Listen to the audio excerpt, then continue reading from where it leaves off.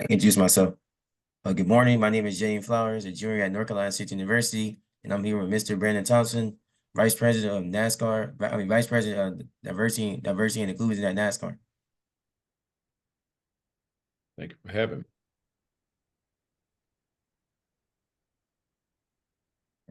Questions up right now?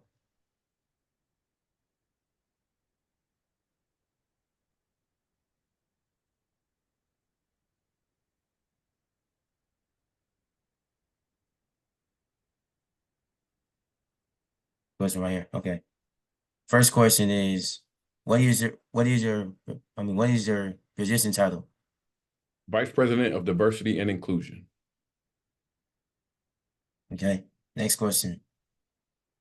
Describe your major activities during describe your major activities during a typical work week. The biggest major activities I have during a work week are most of the time meetings. And it doesn't sound like those are important. And sometimes I'm sure a lot of corporate people will say this, I guess, is that meetings kind of dominate the day or take up a good part of the day. But the meetings are, I guess, really based in trying to get the alignment. So working across different teams to make sure that we can have the influence and implement the strategies that we need to complete the work. The other thing I would say that's a major activity a lot of weeks is travel. So I do travel to quite a few races throughout the course of the year. So it's always good to be able to get out to the racetrack as well. Yeah. Next question. What skills, abilities, and personal qualities do you find most important in your work? I think resilience, creativity, discipline. You got to be self-motivated, and you got to be competent. I think you have to be skilled in this work. But those are just a few of the skills I feel like that they come into play. I would also say being tenacious. A lot of times, you can't be passive. I think a lot of times in this work, in the ability to be strategic, or just just to name a quote unquote few. Okay. Next question. How did you enter in this field?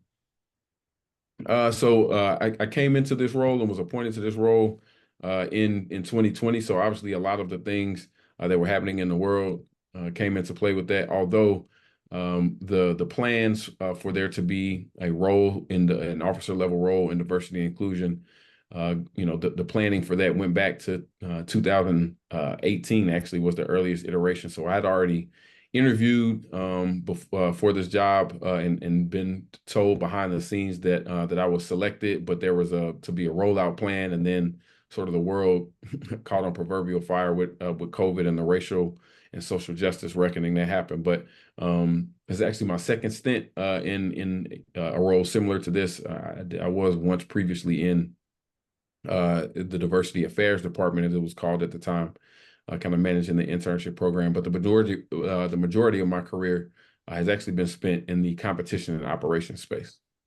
Yeah. Okay, next question. What preparation did you have? Classes, activities, experience?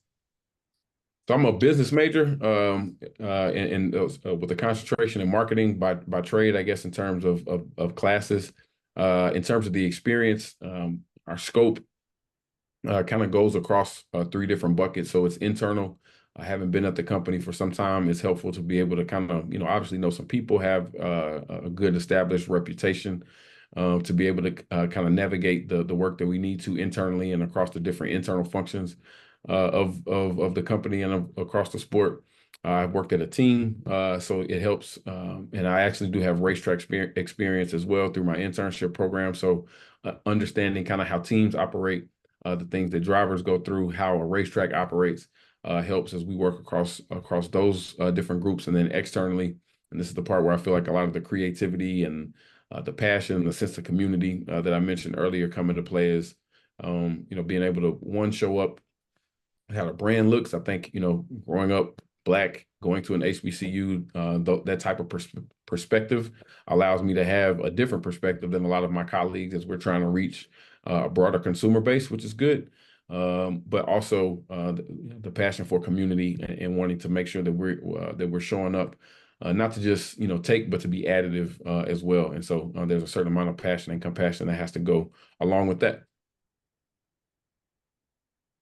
Okay, next question. what academic major would you recommend as preparation for your field? Ooh, um,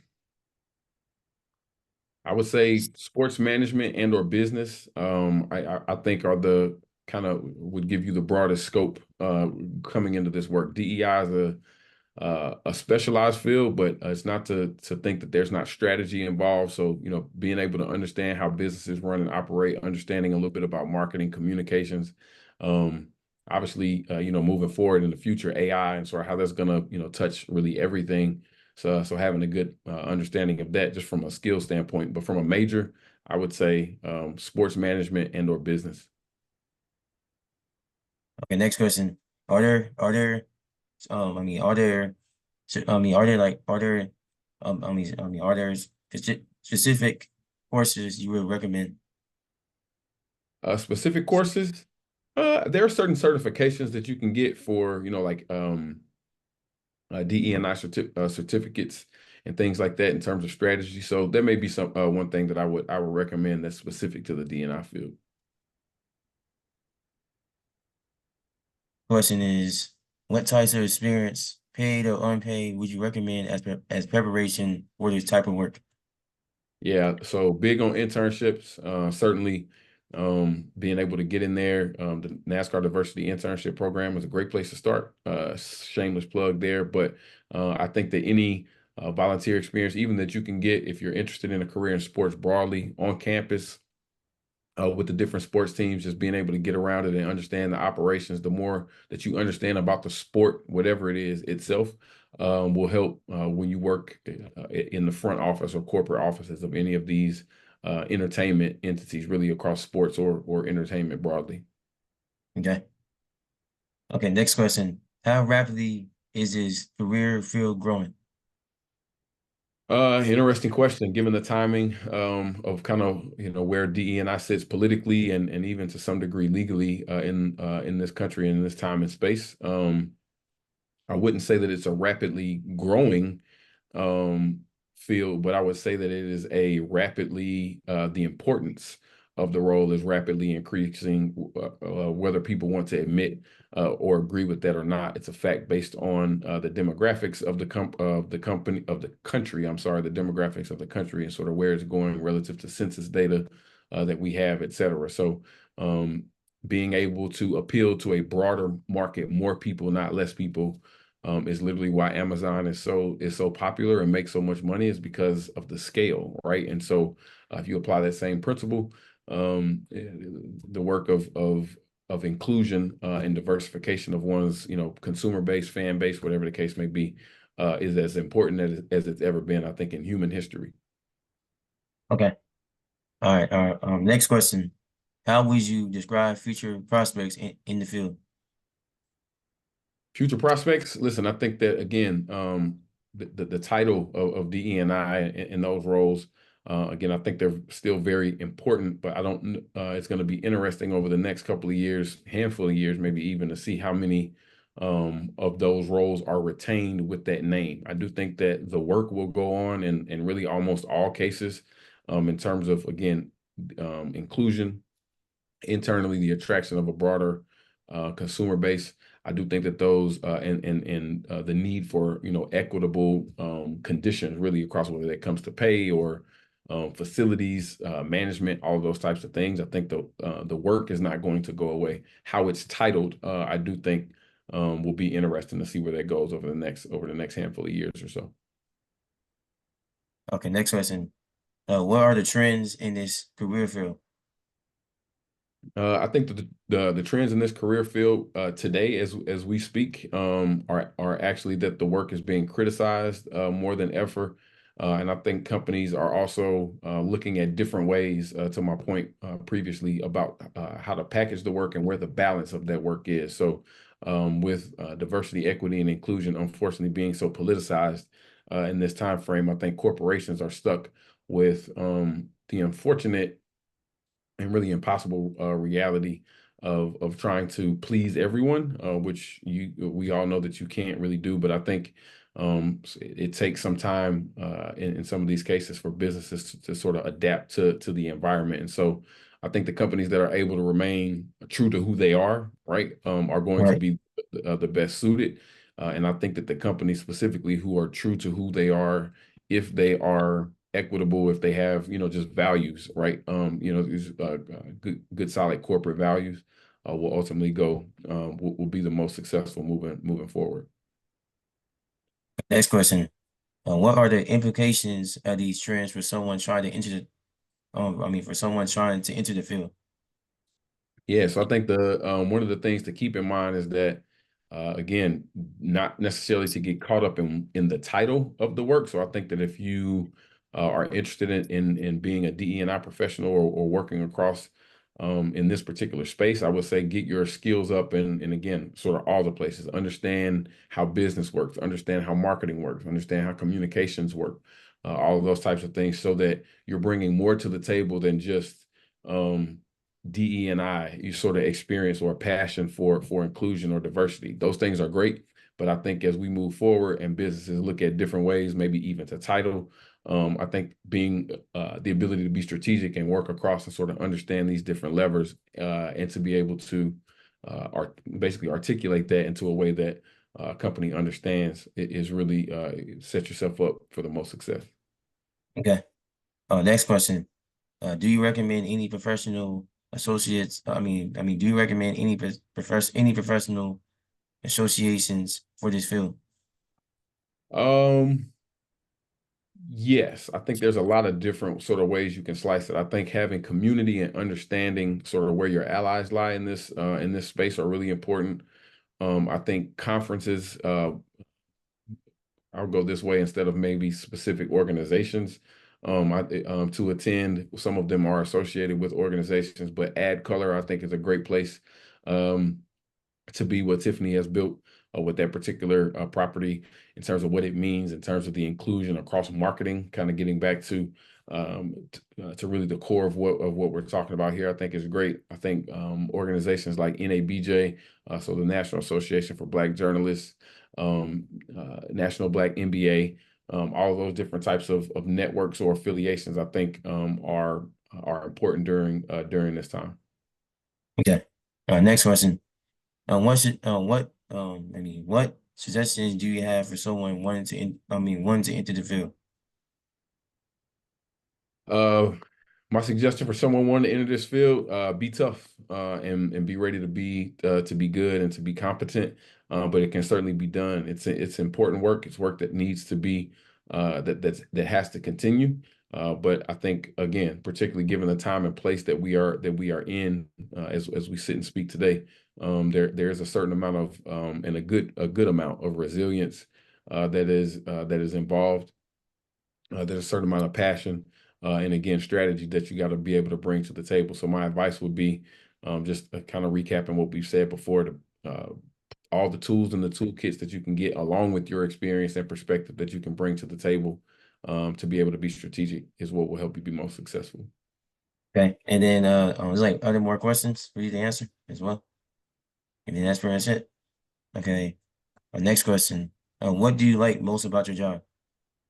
What I like most about my job is the ability to be creative, is the support, and really the understanding of some of the principles that we've kind of talked about here today, really across our corporate leadership. And so it's fun for me to be able to um, impart my perspective, not only on the industry, but again, my perspective as who I am as a person, and the importance of that in terms of attracting different fan bases and different consumer bases, different demographics to the sport. Next question.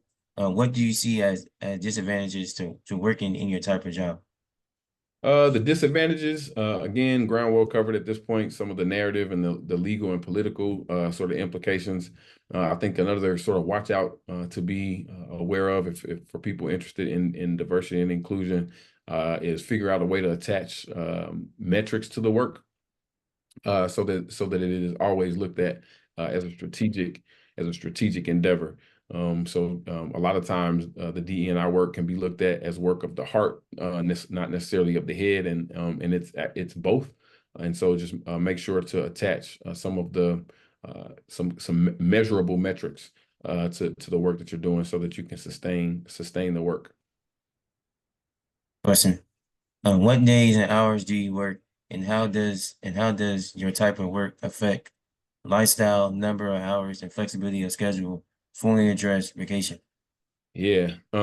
So working in sports and entertainment, this will be the case. Specifically working in NASCAR, the schedule is 38 weeks. So there's only 52 weeks in the year. So it gives you an amount of time. So a good part of the year, we are racing. To further contextualize that, essentially the NASCAR season runs from Valentine's Day until Thanksgiving. And so if you're working, again, this is true for sports. I have and entertainment. I have a friend that works for Sony Music. Mm-hmm. We're actually catching up last night. He was telling me that, Right. they don't even come into work until 11 o'clock because just Okay. nature of the business.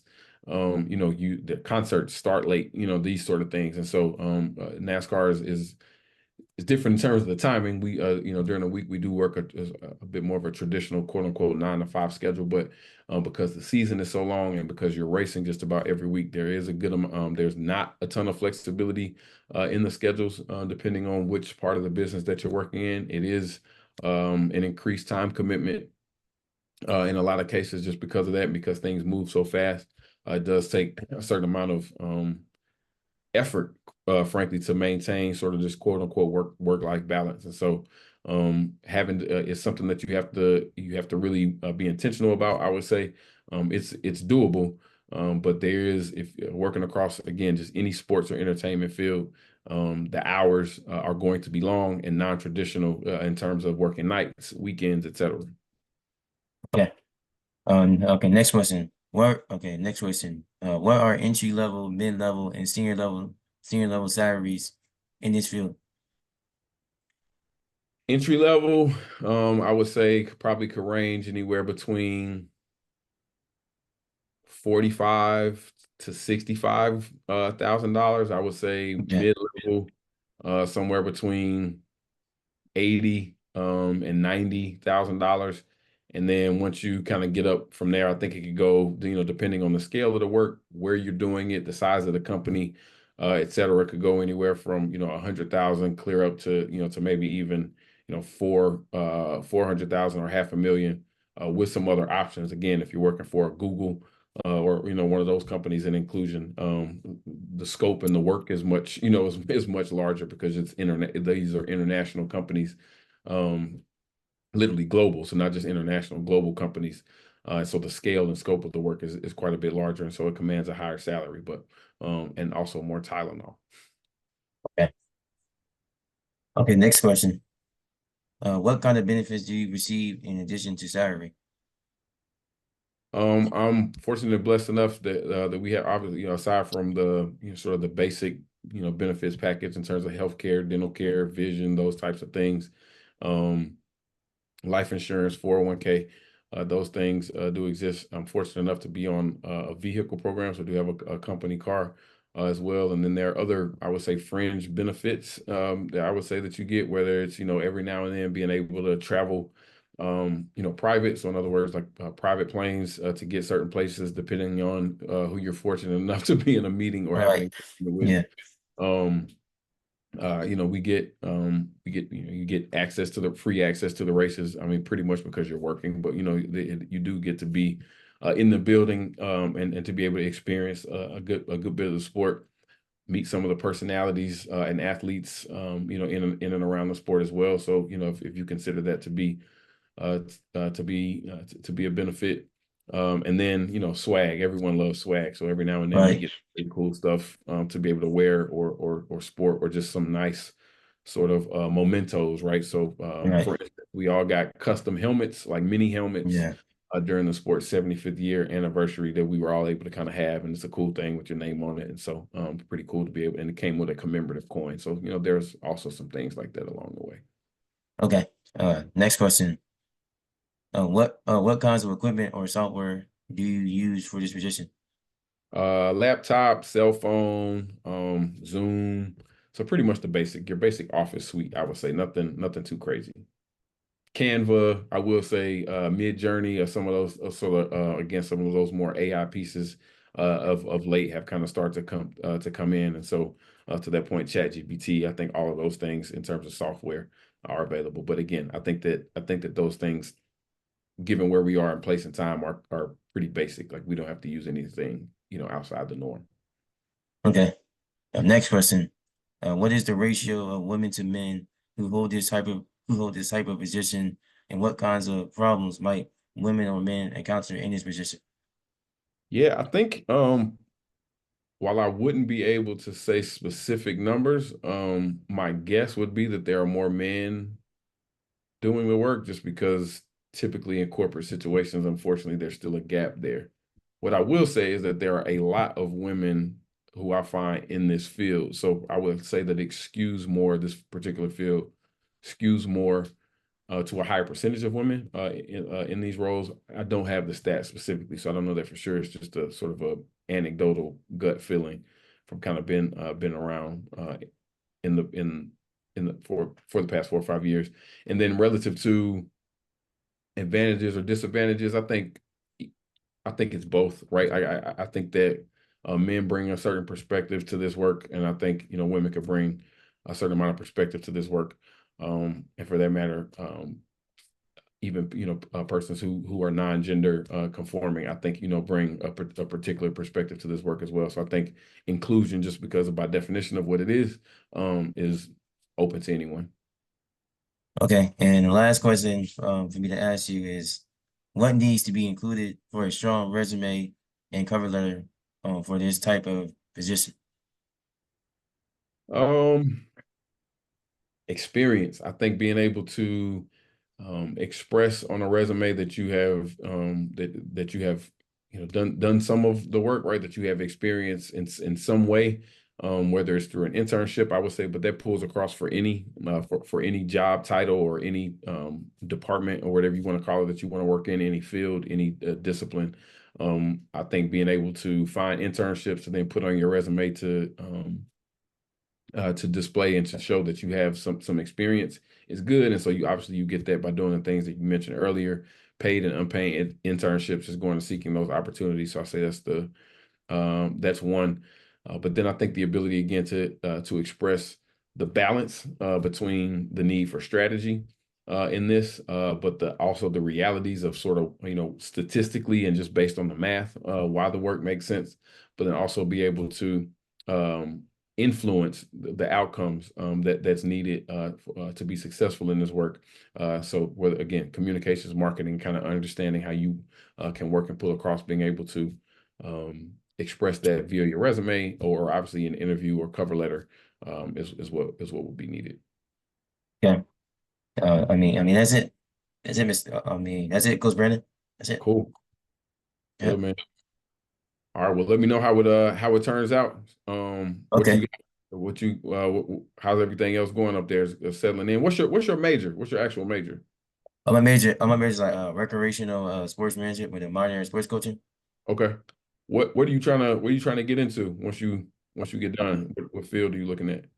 Okay, so once I finish at North Carolina State University, well actually yeah graduate. Well actually like once I graduate from North Carolina State University, I would like to like work for a professional sports team, and then like if I get tired, I would like to manage my own sports agency. So I'm trying to be like a sports agent. Okay.